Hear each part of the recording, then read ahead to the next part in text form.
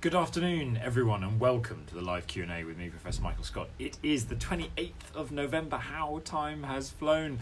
We're less than a month to go to Christmas, so I hope your Christmas shopping is going well and that you're starting to feel festive. I know I've started just about saying Merry Christmas to people, but don't tell anyone quite yet. So it is, as ever, a pleasure to be with you, and thank you so much for tuning in. And also, again, a big thank you for helping us through the kind of Facebook changeover that we've been going through over the last couple of weeks and months. As many of you may know and be aware, we had our Facebook page, our loved Facebook page, hacked and completely taken away from us. So we had to start a whole new one, which is where we're now broadcasting from. So from now on, henceforward, if you want to catch up with the ancient world and with the stuff that we're doing, then it is always at facebook.com/Prof Michael Scott. But we have, in the last week and a half or so, hello everyone, hello Stefan, thank you so much for joining in. In the last couple week or so, we have managed to get back some kind of control over the old page, which has been completely wiped, but we are able to use it for messages from us, and you can see a video from me saying that's definitely us trying to contact you on the old page and encouraging you to swap over to follow the new page. So please, we still need to convince lots and lots of people who are following the old page that there is a new page to follow, which is facebook.com/Prof Michael Scott. So do encourage anyone that you're friends with on Facebook to do so. And we will continue to post messages there for a while as we attempt to navigate the murky waters of the Facebook world to see if we can actually merge those pages so that all the followers are automatically transported across. But at the moment, that's not happening. Hello, Debbie. How are you doing? Hello. Thank you so much indeed for tuning in. Well, we've had some great questions coming in, and as you may have seen from the new Facebook page, that Claire, who helps run that page, is beavering away fantastically to populate it with great material, both stuff that she'd saved from the old page and new stuff as well. And we've put up a new album on there to share your photos. So one of the things we used to do always was have people's photos of classical museum exhibitions they've been to or classical lands that they'd visited. We really wanted you to send in your photos so that we could share them on the Facebook page so that everyone could enjoy them, and we'd like to do that again, please. So there is now an album up there on the new Facebook page for shared photos, so do start sending them in. Hi Isabel, thank you so much indeed. You've been able to find us and join in, although I'm sorry to hear about the sound going on your laptop. Fingers crossed you'll be able to make some sense of what we're doing over the next half hour. So send in your photos please to the new Facebook page or via email to michaelscottacademic@gmail.com and we can post them up on the page. And then also we need to flag, of course, it's getting near to Christmas, and what happens near Christmas? Yes, the fast acquired Christmas tradition of the Professor Michael Scott calendar. So we have the Professor Michael Scott Welcome to 2020 calendar here with photos that I have taken from locations I love around the world. So here's January, looking at the Acropolis in Greece, and we could share another one. Here is, where should we go next? April in New York. There you go, just from the Empire States Building. So these are all photos I've taken from places I love around the world, some closer to home, some further away, and there's a special guest photo for December. So you can buy that calendar, nice little desktop calendar, and it can be signed by me and given any kind of dedication you like. So if you want to get it as a present for a friend or for a family member, it can all be purchased on Amazon. If you have a look at Amazon and you search on Amazon for Professor Michael Scott Calendar 2020 and just specify in the comments when you purchase what kind of dedication and signature you'd like. That'd be fantastic, and we'll get that out to you. Equally, if you are listening from Australia, then you need to order by emailing us at michaelscottacademic@gmail.com, and then payment is through PayPal. Okay, so hope very much indeed that you can get your order in for that for Christmas, as they've been great fun to put together, as always. Really enjoyed it, and really enjoy sharing these photos and places that I like around the world with you as well. Good afternoon, Anthony. Good afternoon, Anna. How are you? Found us at last. Well done. People are saying, we've missed out on discussions of the ancient world, and we have missed you too. Absolutely indeed. So let's kick off with a great question that's come in from Simi Bignell that was live last week, but I didn't have a chance to answer it, and that is, what in your opinion is the most important, interesting, exciting archaeological excavation that is taking place at the moment in the classical world? Well, Simi, if I can be allowed, hello Anna from Sweden, thank you so much for tuning in. If I can be allowed to move out from the scope of the classical world and talk about the wider ancient world, I actually want to signpost you all to a great and incredible excavation that's been happening for the past couple of years, but really it's in the last year and a half that the picture of the painstaking and careful excavation over the last years has really started to come together and shown something absolutely extraordinary. And that is the excavation that's happening on Keros, which is a today uninhabited island in the Aegean Sea. Now, this project is actually looking at a site which dates far before the classical period. We're talking about the Bronze Age, we're talking about 2750 BC through to about 2300 BC. So early, what was often known as prehistory, although this is the Bronze Age world, in which Keros was actually at the centre of a vibrant exchange and trading network. And what they were doing on Keros, it seems, at this period was building an enormous sanctuary. So Keros has turned out to be the world's sort of earliest maritime sanctuary. And by that we mean that to actually construct the sanctuary on this island, they seem to have transported to the island 10,000 tons of marble to be able to then construct the platforms and different areas of the sanctuary itself. So this is an incredible accomplishment.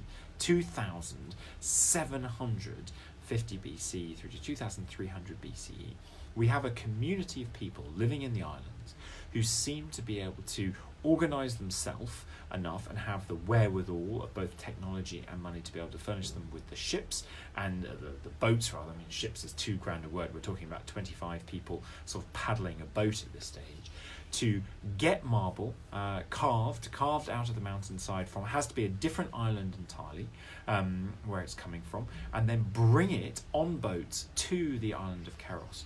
And we think they've estimated, kind of now as this picture comes together, that's 10,000 tons of marble. Now, they've then done an even more crazy estimate, which is to think about, okay, how much marble can you get on the sort of boat that they had at that time? How much marble can you transport at one time or another? And they've worked out that there was something like 3,500 return trips, covering as a total 40,000 nautical miles, each 25 people rowing, paddling on a boat, to be able to get this amount of marble to the island of Keros to be able to complete this extraordinary sanctuary that was developed there. And then, of course, there were tons of goods and beautiful objects that were brought in and dedicated within the sanctuary, like Cycladic figurines, etc., that were part of the dedications to the god. But just the setup of the sanctuary itself was an absolutely ginormous community project. In fact, it's the biggest maritime operation that we know of from prehistory. And so I think this is an absolutely extraordinary developing story that's just coming into focus now, and I think which is going to rewrite the history books for what we know about the kind of connectivity and community effort that was possible in this kind of early period of Greek history. So that would be my things. I mean, that would be the thing that is absolutely really exciting me at the moment, and trying to work out where that story is going to go next, what more is going to be discovered and more is found. Anna Lever, they've had a 6.0 earthquake in Crete, you say. Hope it doesn't harm anyone or around Knossos. Yes, all fingers and toes crossed for everyone on Crete after the 6.0 earthquake, and fingers crossed, of course, also for the extraordinary antiquities of the island. We'll be thinking of them. Good afternoon, Patricia. Thank you. Well done for finding us. Fantastic for coming on board, and welcome. So, Simi, thank you for your question. Absolutely great. And then we wanted to, we can expand out a little bit. Jenny Holmes, who is coming to us. She's a high school teacher in Australia. So hi, those who are listening in Australia. Hi, Jenny. And you teach extension history. So you're asking if we can provide a response to two of the key questions that your students often bring to the table. So these are good questions, broad questions here. Who are historians, and what are the purposes of history?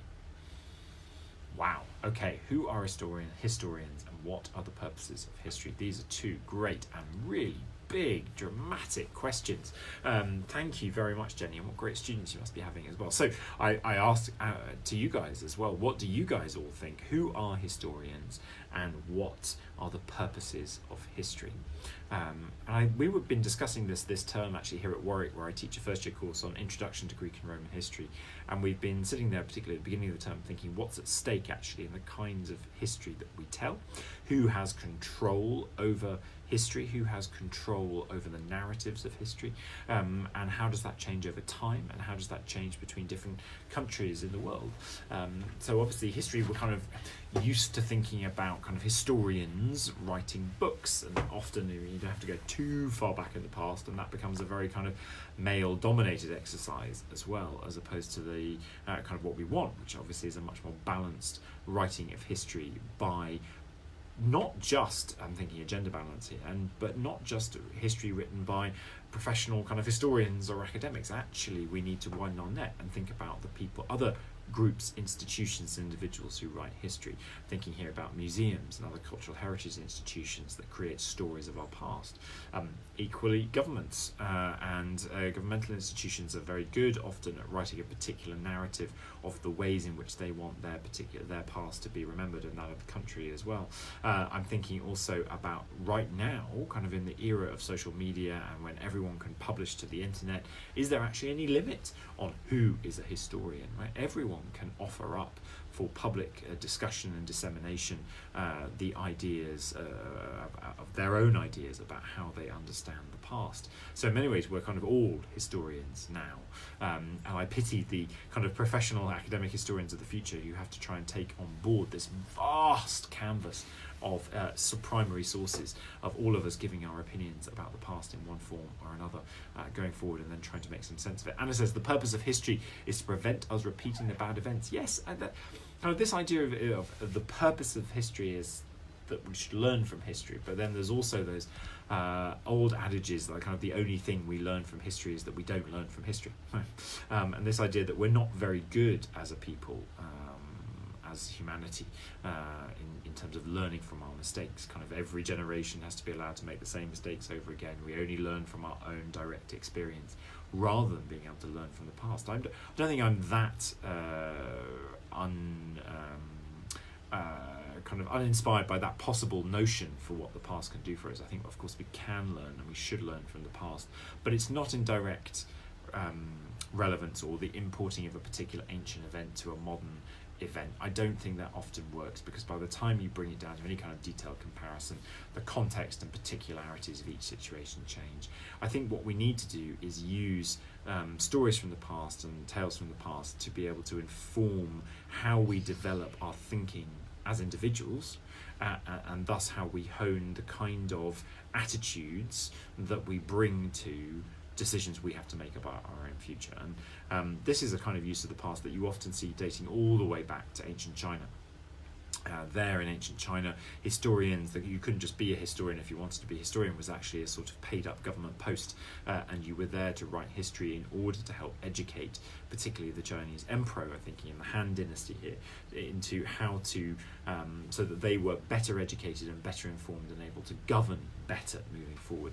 One of the great historical texts of Chinese history, its official title is actually Comprehensive Mirror to Aid in Government. So you get that sense that the history really was directly supposed to be relevant to the leaders and to ensuring that they were as well informed as possible. I think there are lots of other purposes of history, and some of them are both positive and some of them are negative, or can be both depending on how they're used. One of the things we see at the moment in the States, for instance, which I think is a very negative and worrying use, particularly of the ancient Greek and Roman past, is the use of examples like the Spartans or Athenian democracy or whatever it might be, Socrates, Plato, etc., to justify in the modern world right now a whole series of very right-wing, outright misogynistic, homophobic, xenophobic views. And this is being picked up particularly by the Pharos project, which I may have mentioned to you in the past, Pharos, the lighthouse, and they seek to signpost when these uses of the past and abuses of the past are being made and then correct the record. So there's often kind of a job for historians to do in policing the use that is made of the past as a justification for particular kind of views in the present. Lewis says, we're all historians to some extent. The purpose, I feel, is to preserve memories, texts, monuments and civilizations. Ooh, and what do we see? Can we see more of your thoughts from different avenues? We can form thoughts based on modern concepts such as reception and translation theory. Thanks, Lewis. Yeah, absolutely brilliant. We are all historians to a certain extent. We all have a responsibility towards the care, the maintenance and the understanding of the past, because it does affect us all. We can't possibly get away from the fact that we are shaped by the events that have come before us. And so we all have a responsibility towards that. And I think that idea of not just kind of studying the past to understand what happened in the past, but understand how the past is used and how it both indirectly and directly, consciously and unconsciously, does inform things like our sense of individual identity, national identity, cultural identity, our sense of kind of world difference and differences between communities, but can also be used to bring communities together. I mean, I think it's very interesting at the moment, for instance, what China and Greece are doing. Just a week or so ago, the Chinese Premier Xi Jinping was in Greece visiting the ancient sites, the Acropolis, the Parthenon, etc., alongside the Greek Premier, and talking about the way in which their two cultures, ancient Greece and ancient China, had been particularly important in bringing great things to the human race in antiquity, particularly thinking around philosophy and culture, and how these two nations can come together now in the modern day to equally be an important force for humanity. Now, this has an economic edge, obviously, because while they were saying this on the Acropolis, they were also signing trade deals. It has an interesting geopolitical and economic edge because Greece is often seen as the dragonhead into Europe of China's One Belt, One Road, New Silk Roads kind of foreign policy. And it's seen as having a sort of rather sly geopolitical edge in that it is making a link between Greece and China, and as a result potentially introducing a bit of a split between Greece and Europe that also sees ancient Greece and ancient Greek cultural and democratic and political inventions at the heart of their own identity. And this was compounded equally, I think, by China and Greece being members of a new thing called the Ancient Civilizations Forum, which is a membership of Greece, China, Italy, Egypt, Iran, Iraq, Bolivia, Peru and now Armenia, all countries who are home to great ancient civilizations at one point or another in the past that have brought things they claim to humanity and who are now grouping together to be a force both to use culture as soft power but equally to think about how they can work together in the future for economic development. So there's lots of ways in which history keeps being used for all sorts of different purposes by all sorts of different people, and I think our job is to both be part of that as individuals, but equally aware of that and the need to police that use and to understand that use as it's being put forward in the day. So Jenny, absolutely fantastic questions. Who are historians? What are the purposes of history? And we were talking about this just in the lecture I was giving this afternoon also about the difficulties of knowing when we are seeing just a trope of history by a supposed historian, an ancient source, like writer like, for instance, Plutarch in the Greek world.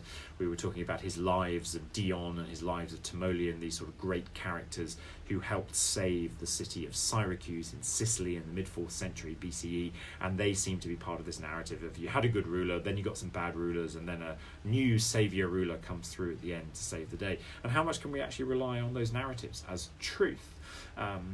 Partly our job, I think, is to try and get to the truth, but partly our job is also to understand how history has been conceived and presented, both in the past as well as today, because that presentation of the past is often almost as important, if not sometimes more important, than what actually might have happened.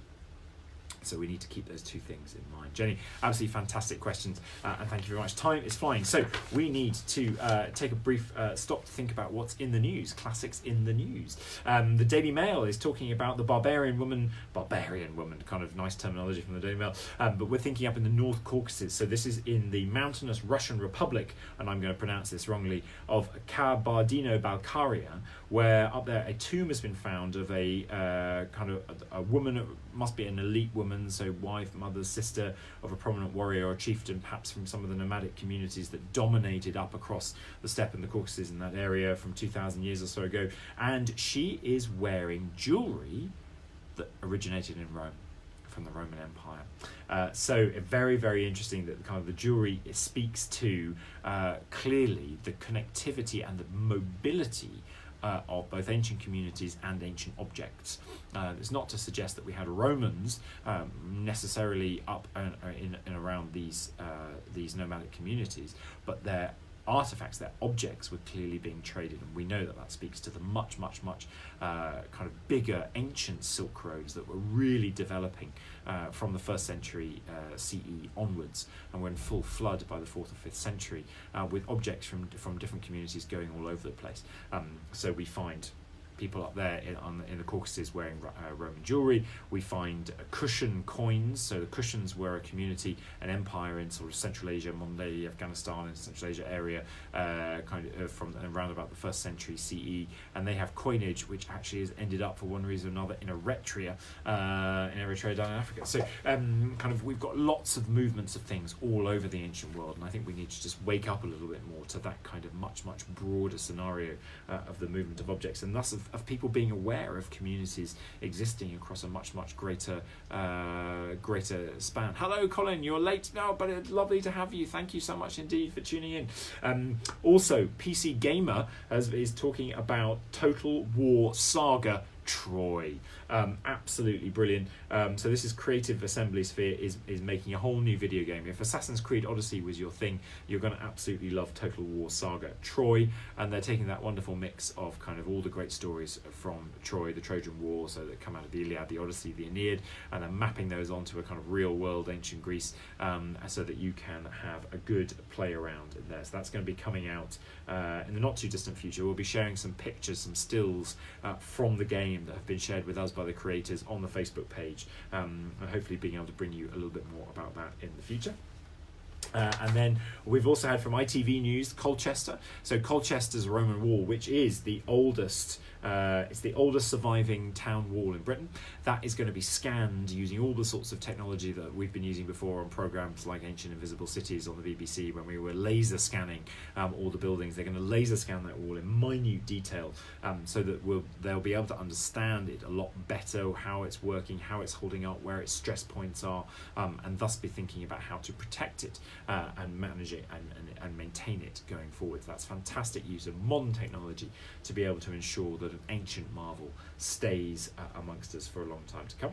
And then you may have picked this up from a Hollywood Reporter, but yes, get set, because they are coming to our screens in the not too distant future is another absolute kind of brilliant ancient Roman drama. This is going to be put on by Sky, and it's called Domina. Yes, we are getting the kind of the power struggles, if you like, of ancient Rome, but seen from the context of the key women that were involved in many of them. And they've cast Isabella Rossellini in one of the lead roles. So they have just started filming at the Cinecittà Studios in Rome, which sounds absolutely amazing. And it's going to be following, it's a 10-part drama following in particular the rise of Livia Drusilla, the mother of the Emperor Tiberius. So look out for that coming.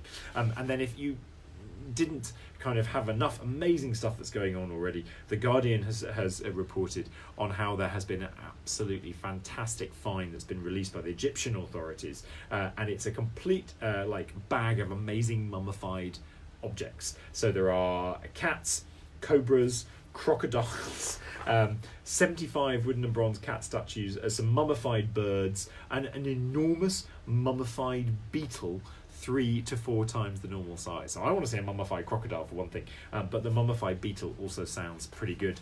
And then also we talk about what's on, so the classical stuff of what's on Monday. If you're in the area of Downhouse in Berkshire, I'll be giving a talk there, thinking about the influence of the classical world on the modern. So you can contact DH Classics via Twitter, so at DH_Classics, if you want to reserve your place. And then equally also flagging something coming up. This is going to be in February 2020, so a little way down the line. Aristophanes' Frogs is going to be presented by the UCL Classical Drama Society. And before that, at the end of January, 1st of January, we'll be doing Warwick Classics, we'll be doing its Ancient Drama Festival, which is going to be Oedipus, so very exciting indeed. And if you are in Australia, as some of our listeners clearly are, Jenny's question, then at the Hellenic Museum in Melbourne, Australia, there is a new exhibition up, which is Heroes and Hoplites, so get in with that if you can. And if you've got some new books that you want to pick up, I've got 2 suggestions for you. One for kids, which is kind of the early myths book, kids books on Greek myth. You can get these via Amazon, coming from one from Dr. Simon Spence, and they just brought out a new one on Bellerophon. Absolutely fantastic. I've seen the Hercules one in the past, brilliant. And then, as for a slightly older audience, but great fun, Tracking Classical Monsters in Popular Culture, that's been published recently by Liz Gloyn, a colleague of mine, and absolutely brilliant, looking at how ancient monsters have featured in all sorts of publications from 1950 to the present, so in our continual fascination with ancient monsters. So absolutely brilliant stuff going on, lots of stuff to get your teeth into. Don't forget as well, we're thinking about making sure everyone changes over from the old Facebook page to the new one, facebook.com/Prof Michael Scott, and don't forget also to get in your orders for your calendars for Christmas time, the Michael Scott calendar with photos that I've taken from around the world. So those are the 2 things that I wanted to say to you again before we've got time. Yes, we've got time for a couple more questions. So Annie Fitzgerald Robbins said, in your opinion, what would make a current book a classic of the future in the way that the Iliad is today? Absolutely great question, Annie. Thank you very much. What would make it a classic of the future in the way the Iliad is today? Well, I mean, I think the crucial thing first off to understand and remember about the Iliad is that it wasn't a book that someone just sat down and wrote kind of in one sitting or in one lifetime. In fact, the Iliad is, as we have it today, was eventually written down end of the 6th century BCE in Athens, but kind of actually before that it had a long history over a number of centuries as an oral poem that was being recited by these rhapsodes who were brilliantly able to memorize all the lines in their heads and then perform it.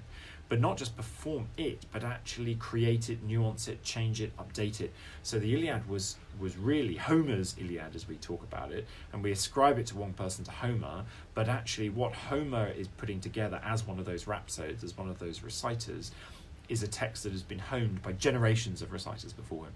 That's come out of a process of what we call oral composition. So that you have to imagine the Iliad is so great in many ways because it has had multiple lives, multiple generations of people pouring into it and honing it and refining it and bringing it to that superb essence of kind of the highs and lows of humanity that it is as a story, before it actually ended up being ascribed to one individual, to Homer, and then eventually being written down from the 6th century BC onwards. So it's something about, I think it's really important to remember the Iliad is so persuasive and so permanent and so part of our DNA, I think, as a story, because it has been literally brought to life through generations of people in antiquity contributing to the story. So could we have a classic like that in the same way? Well, obviously there have been more recently, there have been people who have written books themselves in a single lifetime that are creations of one mind that have gone on to have huge impact on us in the same way. And indeed there were ancient epics like that as well. Virgil's Aeneid, written as the great Roman epic, was indeed that same kind of construction, right? He was employed to write it by the Emperor Augustus, and he wrote it in his lifetime, and there we have it. And so we have those 2 different texts coming out of those 2 different forms. But what would make a current book a classic? I think it has to speak to core human values and emotions and ideas that end up being timeless. That it can be set in a world, in one particular world or another, but it has to actually be able to speak across worlds and across times, to speak to something which is the unchanging essence of humanity and of us, if it wants to really be a classic for the future. We've got time for one more. Georgia Newman, what's the most unusual historical event that you have stumbled across which no one seems to have written about as much as they should, and why do you think no one has written about it? Well, this is a really good one. I'd love to hear your suggestions as well, as to sort of particular unusual historical events that you're particularly interested in, that you think, why haven't people written more about this?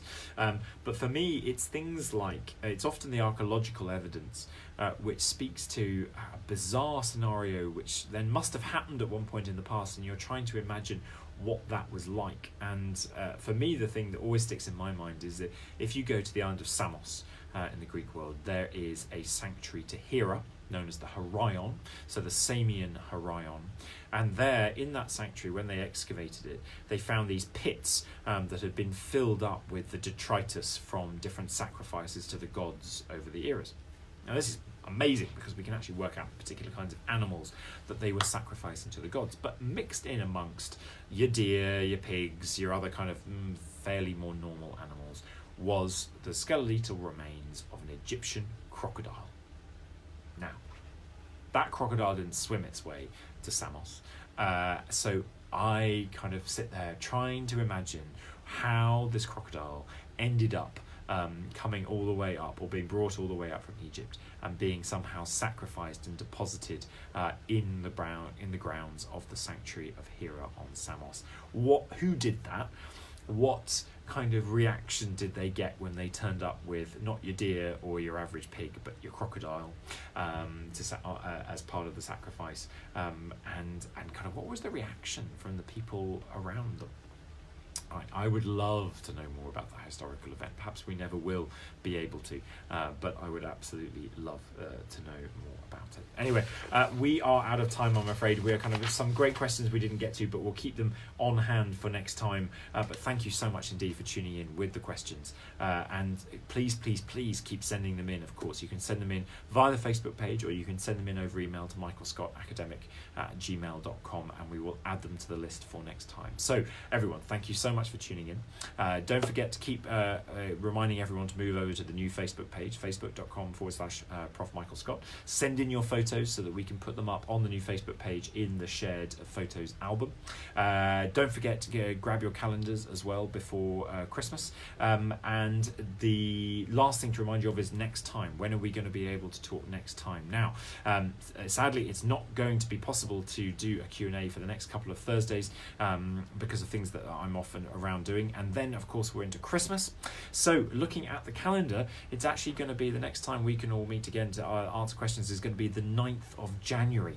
So the next time will be Thursday the 9th of January, and that's the day that I'm also going to be up in Lytham St Anne's, where I'm president of the Classical Association branch, the largest branch of the Classical Association up in Lytham St Anne's, famously set up and organised by the youngest person to set up a branch of the CA in the CA's history, Katrina Kelly. And if many of you remember that at this time, a year or so, 2 years ago, we did a live Q&A with Katrina coming from Lytham. So I am hoping, I haven't spoken to her yet, but I'm hoping to be able to persuade Katrina that she might be back. She's now finished her degree in classics at Oxford and is working at Bryanston School. So we're hoping to get some updates on what she's been working on and have her back on. So any questions for Katrina, and that will help convince her to come on live with me. Hopefully we can get her on live for the Q&A. But that will be the 9th of January, 4 o'clock UK time, as always. In the meantime then, have a very, very safe end of this week.